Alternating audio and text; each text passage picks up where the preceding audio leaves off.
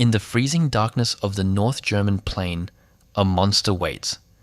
66 tons of British steel, armed with a cannon so powerful it could punch through 2 feet of armor at 2,000 yards. Yet the men who crewed it called it the worst tank they ever served in. This is the story of the Conqueror, the heavy tank Britain never wanted but desperately needed, a beast so heavy it couldn't cross most of the bridges in the very country it was built to defend. The year is 1945. Europe lies in ruins, and in those ruins, British intelligence officers are making a discovery that will haunt their nation for the next 2 decades. The Soviet IS-3 heavy tank. 46 tons. 122mm gun. Armor sloped so radically it makes the King Tiger look outdated. When these machines roll through the victory parade in Berlin, Western observers feel their blood run cold. The British Comet, their best tank, would be scrap metal against this thing. The Americans have nothing better, and Joseph Stalin has thousands of them. The nightmare scenario is simple. Soviet armor floods through the Fulda Gap, overwhelms West Germany, reaches the English Channel in a week. Britain's medium tanks, the Centurion and the Future Chieftain, are good tanks, excellent tanks even, but they are not designed to stop a massed heavy tank assault. The doctrine is clear. You need a heavy tank to kill a heavy tank. You need reach. You need penetration. You need a gun so devastating that Soviet tank commanders will think twice before pushing west. But Britain is bankrupt. The empire is crumbling. Rationing continues into the 1950s. The last thing the Treasury wants is another expensive tank program. The army already has the Centurion entering service, a medium tank that will become legendary. Why build something heavier? The answer comes from the scarred battlefields of Korea, where Centurions meet Soviet T-34-85s and realize they need more punch for the next war. More importantly, intelligence suggests the Soviets are not stopping with the IS-3. Heavier tanks are coming. The requirement is issued in 1946. The British Army needs a heavy gun tank, not a breakthrough tank, not an infantry support vehicle, a pure tank destroyer on tracks designed for one purpose, to sit in a hold-down position and turn Soviet heavy tanks into burning wrecks at maximum range. The designation is FV214. The name is chosen to inspire terror in the enemy. Conqueror. The design team faces an impossible equation. The gun must be huge. The armor must stop 122mm shells. The tank must be mobile enough to reposition on the battlefield. And somehow, it must not weigh so much that it becomes immobile. They fail at that last part spectacularly. The heart of the Conqueror is its gun, the 120mm L1. Not to be confused with the later Chieftain's 120mm. This is a different beast entirely. A rifled cannon over 21 feet long, firing a separate loading 2-piece ammunition. The armor-piercing discarding sabot round leaves the barrel at over 4,900 feet per second. At 2,000 yards, it can penetrate 7.5 inches of rolled homogeneous armor set at 60 degrees. In practical terms, it can kill any Soviet tank in existence from distances where the Soviets cannot effectively fire back. The gun is so powerful the entire tank rocks backward when it fires. To accommodate this monster cannon, the turret becomes enormous.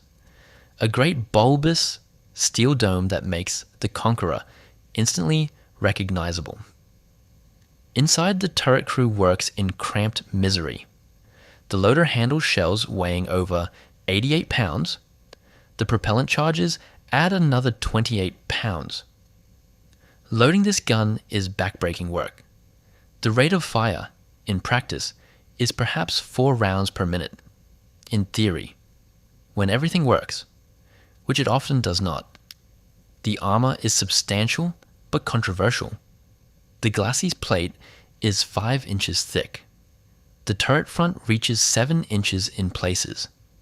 But the British have learned from German sloped armor design, so the angles are aggressive, increasing effective thickness. Against Soviet 85mm guns, the Conqueror is nearly invulnerable from the front. Against the 122mm gun of the IS-3, it offers a fighting chance, which is more than most NATO tanks can claim. The chassis is a nightmare of compromises. To carry the weight, the Conqueror uses a Rolls-Royce Meteor M120 engine. Basically the same engine as the Centurion, but now asked to push 66 tons instead of 50. It develops just 650 horsepower. The power-to-weight ratio is abysmal. 10 horsepower per ton. The Centurion manages 13. The result is a tank that accelerates like a glacier and struggles on anything more than a gentle slope. The suspension is horseman bogies, 5 per side, with massive return rollers. The tracks are nearly 2.5 feet wide to spread the ground pressure, yet the Conqueror still sinks into soft ground like a stone. The operational range is 60 miles on internal fuel. 60 miles. Then this 66-ton beast needs refueling. Logistically, it is a quartermaster's nightmare. Production begins in 1955 at the Royal Ordnance Factory in Leeds. The order is for 20 prototypes and 165 production vehicles. Not thousands like American tanks, not hundreds like the Centurion. Just 185 total. This tells you everything about how Britain views this tank. A necessary evil, a specialized weapon for a specific threat, too expensive to mass produce, too heavy to deploy anywhere except Northern Europe, too compromised to love. Each tank costs approximately £100,000. In today's money, that is over £3 million per vehicle. For a tank that cannot cross most bridges. For a tank that drinks fuel like water. For a tank whose crews will come to despise it. The British Army accepts them anyway, because when Soviet heavy tanks come rolling west, someone needs to stop them. And the Conqueror, for all its flaws, can do what nothing else in the British arsenal can do. It can kill. The Conqueror enters service with the Royal Armoured Corps in 1956. Its deployment is telling. No exotic foreign postings, no colonial brushfire wars, no Korea, no Malaya, no Suez. The Conqueror goes to exactly one place, West Germany, the British Army of the Rhine, dug into positions facing east, waiting for an invasion that will never come. The tank equips exactly 2 regiments, the 3rd Royal Tank Regiment and the 5th Royal Tank Regiment. Later, the 2nd Royal Tank Regiment briefly operates them. That is it. In the entire British Army, fewer than 200 Conquerors stand watch over the Iron Curtain. They are positioned in carefully selected hull-down positions, where their guns can cover likely Soviet advance routes. The Harz Mountains, the North German Plain, places where the ground is firm enough to support them, places with reinforced bridges on the routes back to depot. The crews learn to hate them almost immediately. The engine overheats constantly. The cooling system, barely adequate for the Centurion, is overwhelmed by the Conqueror's weight and bulk. In summer exercises, Conquerors break down at terrifying rates. Mechanical reliability hovers around 50%. For every 2 tanks that start an exercise, 1 will be deadlined before it ends. The transmission eats itself. The suspension components crack under stress.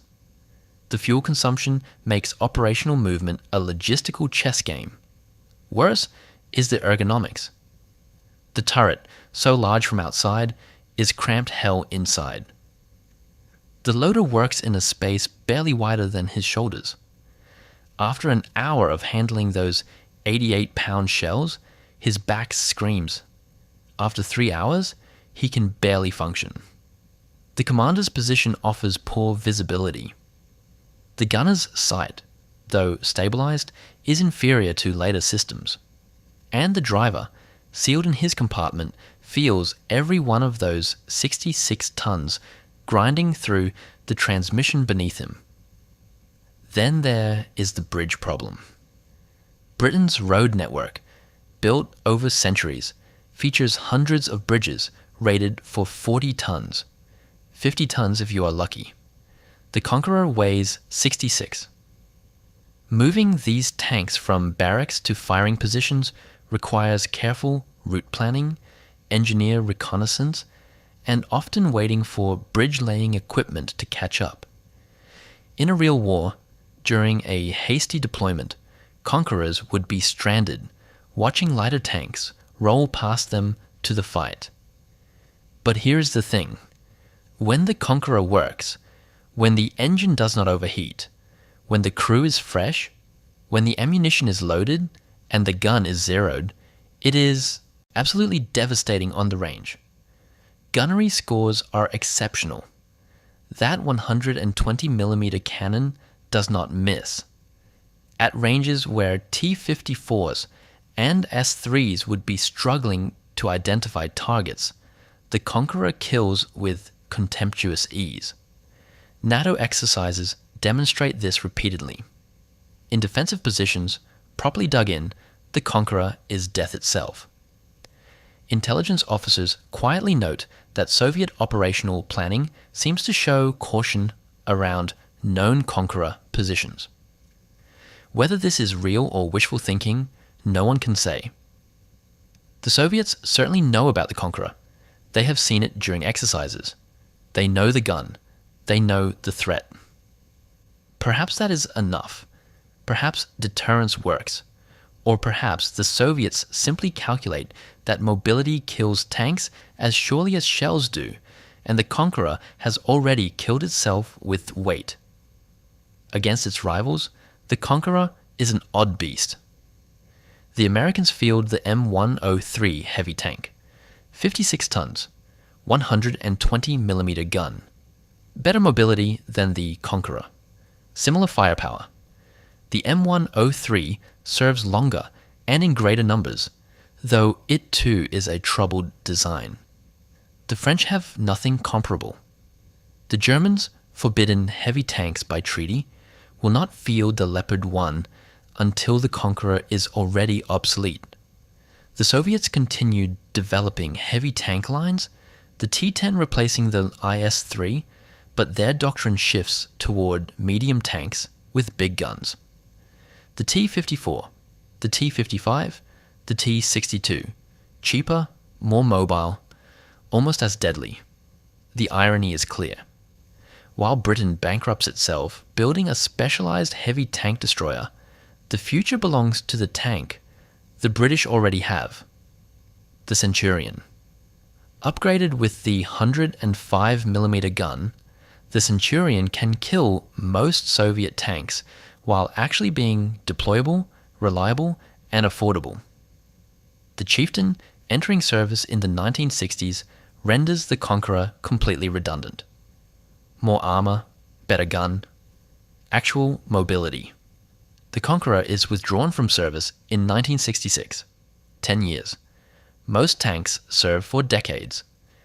The Centurion fights from 1945 into the 1990s in some armies.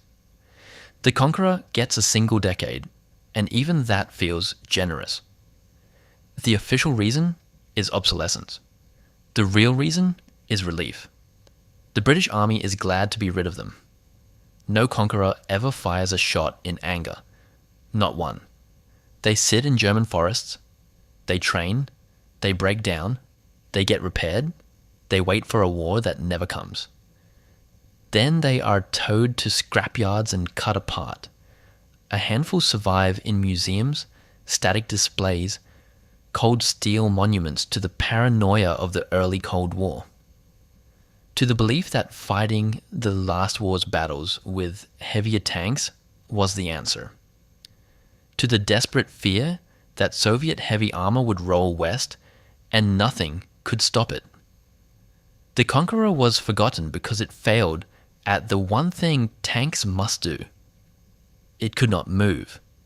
And a tank that cannot move is just an expensive pillbox. No matter how big its gun, no matter how thick its armor, the crew who served in them remember it as a maintenance nightmare. Historians remember it as a footnote. The Soviets, if they remember it at all, remember it as proof that the West was afraid. But on those cold German nights, dug into positions facing east, the Conqueror stood watch. And perhaps that was enough. If you want to discover more forgotten machines of war, subscribe. The next one might surprise you.